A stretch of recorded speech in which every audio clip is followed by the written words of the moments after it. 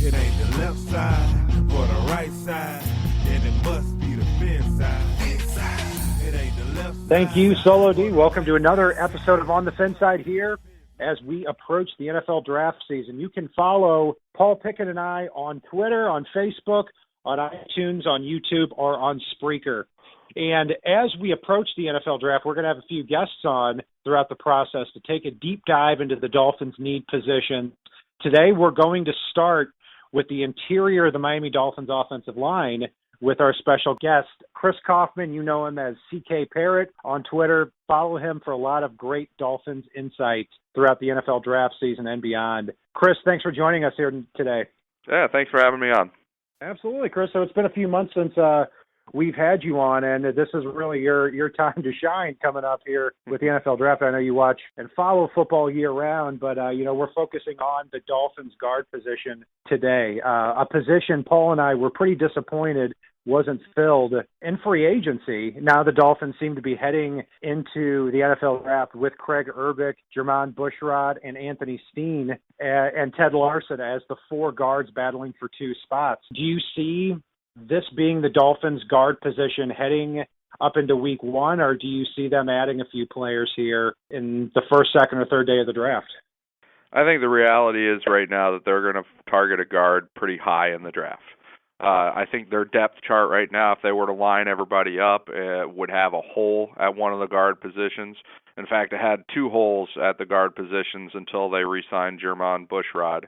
And I think that when you look at it, they think, listen, they have a lot of needs and they have a lot of issues that have happened this offseason and things that they have to work around. And there's some admission from the Dolphins that, listen, somebody's going to have to step up, whether it be a linebacker that you might not expect or whether it be a Craig Urbick on the offensive line. He's a guy that they're very high on and they think could start.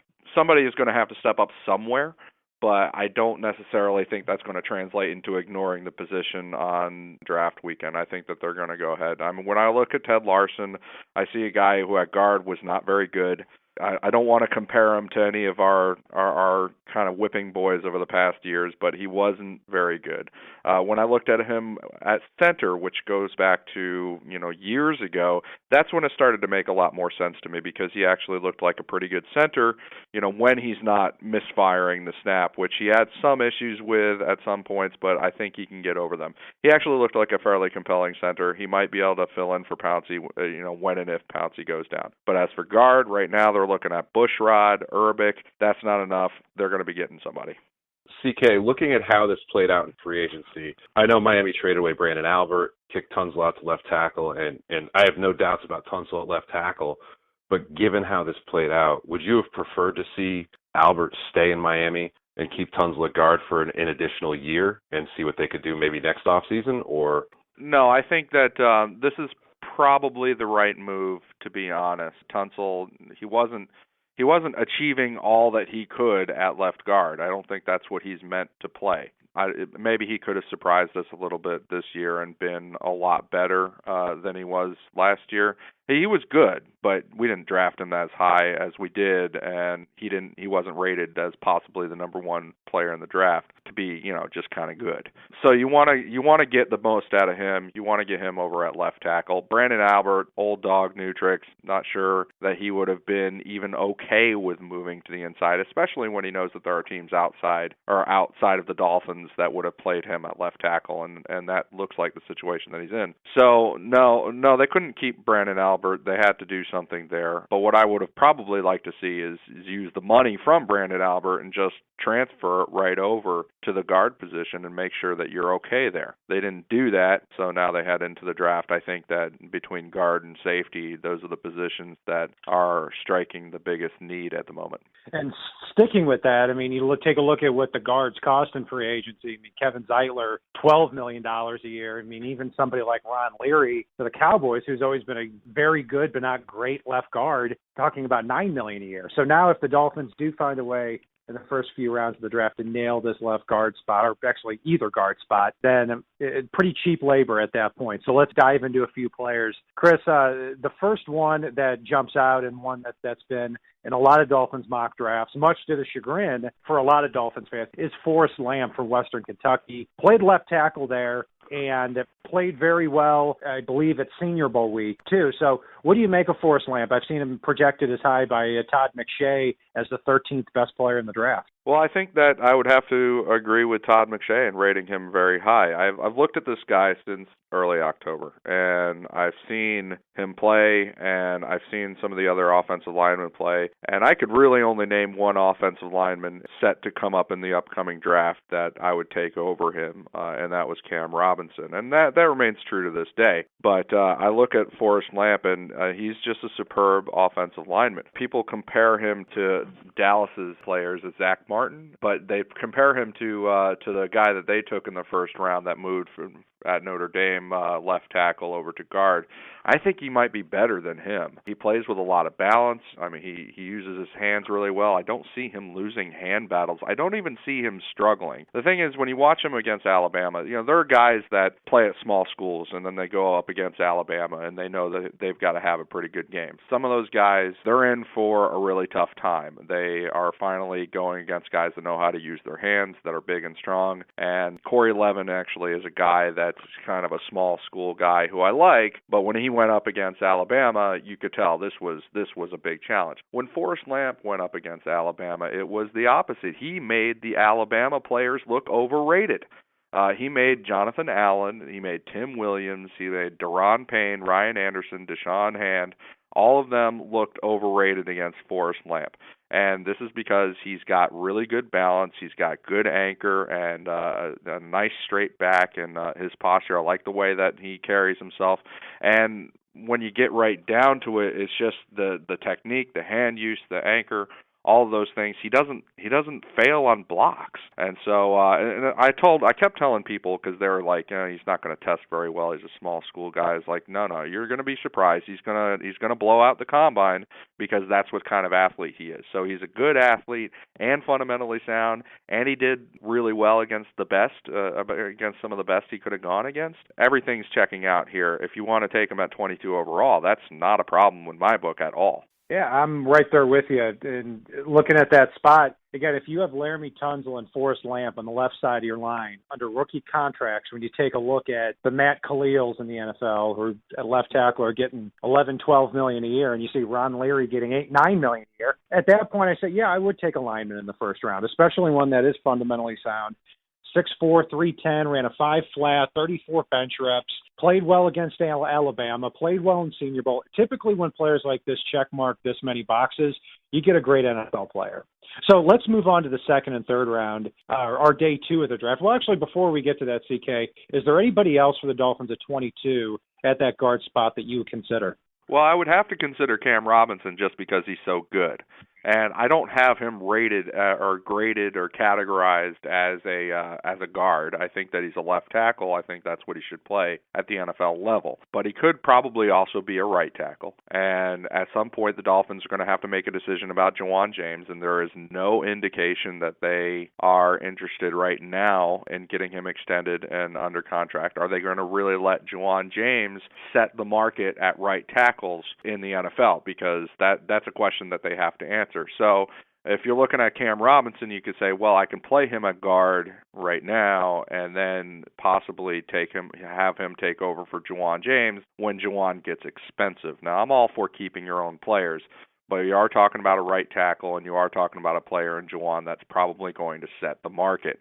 So you're going to have to make a decision there. And if Cam Robinson falls that far, I'm not taking him at guard just because I think that that's where he needs to move. I'm taking him because it's like a Tunsil situation. Watch him up against Myles Garrett. It was a clash of the Titans. I mean, he didn't get challenged every single week when he was at Alabama, and so sometimes he was a little bit lax because he wasn't challenged. But in the NFL level, every guy that he goes against is going to be pretty good. So it's going to bring out the best in him, just like Myles Garrett did. So that's one guy that I would consider at 22 overall. We're going to talk about second round, though. Yeah, I was going to say in the second round, I've seen a few players get mentioned. Dan Feeney from Indiana, Deion Dawkins from Temple, Pat Elflein from Ohio State. Curious who you would consider there in the second and third round of the draft. Well, I think the best guards, once you get beyond the tackles that will move into guard, which are Cam Robinson, Forrest Lamp, the best guards are really Dorian Johnson. I've seen him play at Pitt, and he's explosive, strong, agile, very maneuverable. Ultimately, though, when you're looking at him, he's only 300 pounds, and that makes you wonder. What he reminds me of is actually, the player he reminds me of is Chris Chester. And I've been a big fan of Chris Chester, actually going back to his draft. This is how long back I go. But Chester's now had 10, 11-year career in the NFL, started, 150 games or something like that. He's had a nice NFL career. He's been a good player, but he's not been a player that you're falling all over yourself to sign Chris Chester. I think that Dorian Johnson actually reminds me of him, but that's not such a bad thing. Dan Feeney is another guy they could consider in the second round, although many don't think he's actually going to be there. He does remind me a little bit of Richie Incognito. He's got functional agility, motor, hustle, good hands. When he does get the advantage, he tends to bury his opponent, which you like to see. That would be a difference between he and like a Taylor Moton of Western Michigan, who would be moving in from right tackle to guard. Taylor Moton has this huge, incredible frame. I don't think I've ever seen guys with the thighs as thick as he has before. He's very well proportioned, though. But, he kind of struggled at the Senior Bowl as a tackle, and you wonder, can he play there in place of Juwan James in the future? But what you really see that kind of bugs you is a lack of a killer instinct. And so you see a guy like Dan Feeney bury a guy when he gets the advantage, and then you see Taylor Moton, it's not quite there. I think that in the second round, you're looking at those guys. You're looking at Dorian and Dan Feeney, possibly Taylor Moton, just because the frame is so big.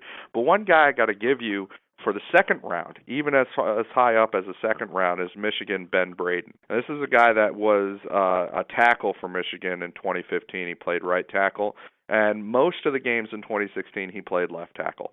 Now, part of the reason that he's not as well followed and not as well rated is because at right tackle, left tackle, he's just, sort of okay.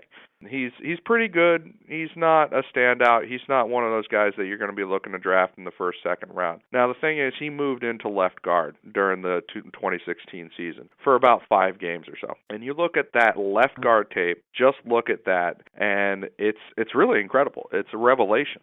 This guy is 6'6", a full 6'6", and 330 pounds.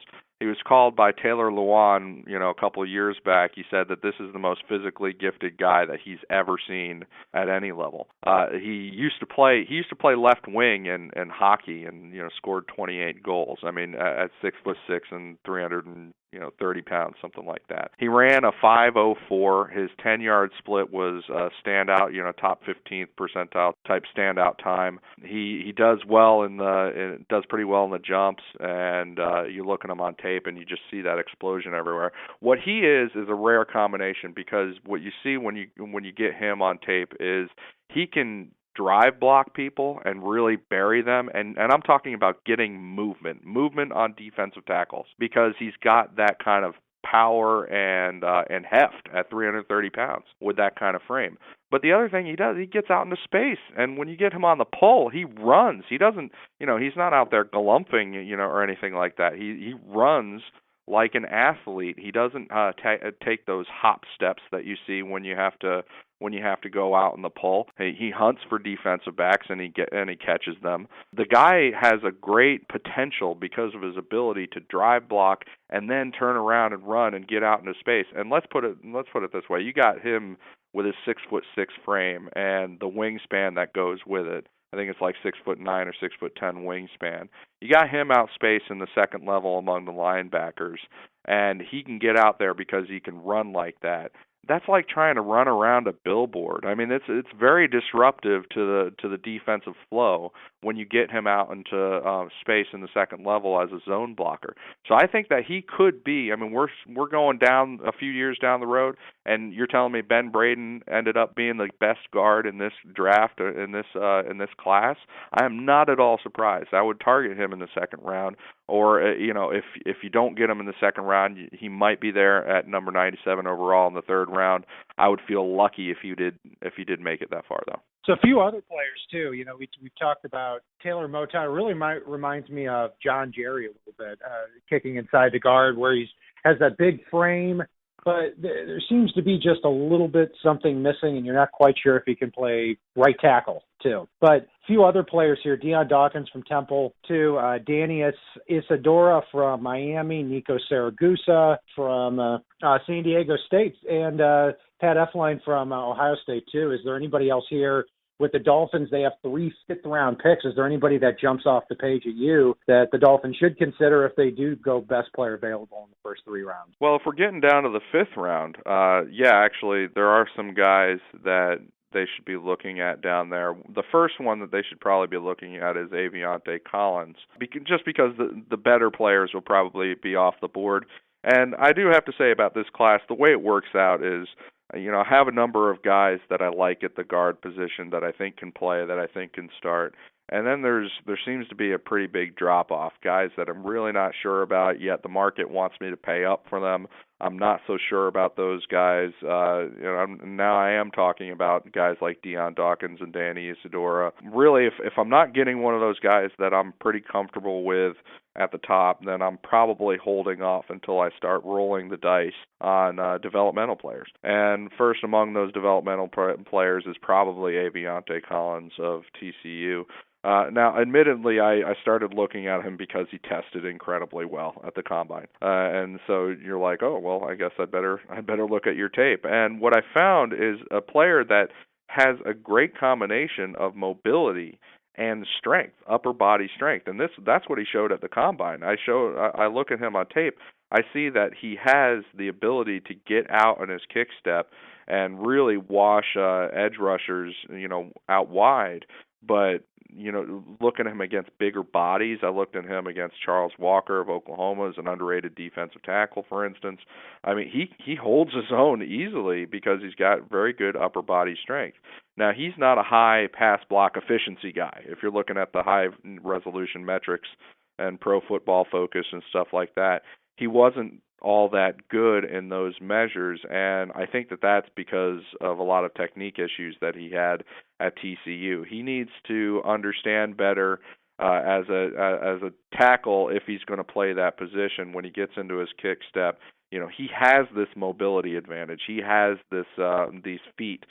He has to protect the inside post leg first and foremost, and then once the defensive end kind of declares himself with an outside rush, he can wash him out with his mobility, with his feet, as he can get after it.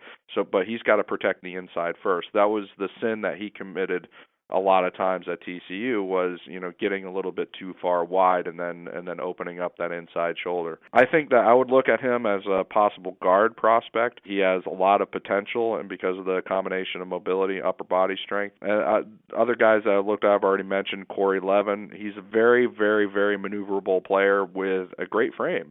What he doesn't have is a lot of power, and that's when you see a strength program at the next level has to really come into it and work him over. Another guy that I would look at is Jonathan McLaughlin of Virginia Tech. When I looked at him, I see him as possibly a zone specialist at guard. He stood out to me in Shrine practices. As I was at the Shrine practices, again, as always this year, and he was there. And he was probably the most impressive overall offensive lineman to me, which isn't saying a whole lot because they all kind of sucked. But he was a pretty good lineman there. His tape does check out. He did have a high pass block efficiency at Virginia Tech. He did do it well there, and so I would think about moving him inside where he could be a zone specialist. And then finally, there's Zach Johnson. This is a guy that played at North Dakota State. He's huge. He's, as somebody told me, hold my tractor strong. That's the kind of player he is. And then he surprises you by getting out in the move and really doing well that way. He was also at the Shrine practices, but his week ended pretty early. That's why I didn't say that he was the best. His week ended pretty early because he took an injury, and he does have that injury overhanging him now. So he's probably not going to get drafted because of that. But, he is a very strong player with great anchor, and he pulverized people at his level of competition. And then when he played against the higher levels, he did all right there too. And then he stood out at the Shrine game. So I'd look at him. Chris Kouffman joining us. You can follow him on Twitter, CK Parrott, and he's going to be joining us hopefully at least once a week to talk about the Dolphins' need positions as we head up into the NFL draft. Chris, thank you very much for joining us here today, and we'll be sure to check in really on the Dolphins' defensive side of the ball over the next couple of weeks. Yeah, I can't wait. I'm glad that you guys had me on. I look forward to next time. Sounds great. And if it's not on the right side and it's not on the left side, it is on the fin side. It ain't the left side or the right side, then it must be the fin side. Inside. It ain't the left side or the right side, then it must be the fin side. Listen, Dolphins fans across the land all tuning in to see what Brian, Cat, and Paul about to do again. We rep our team, you can't change, stop, or ruin it.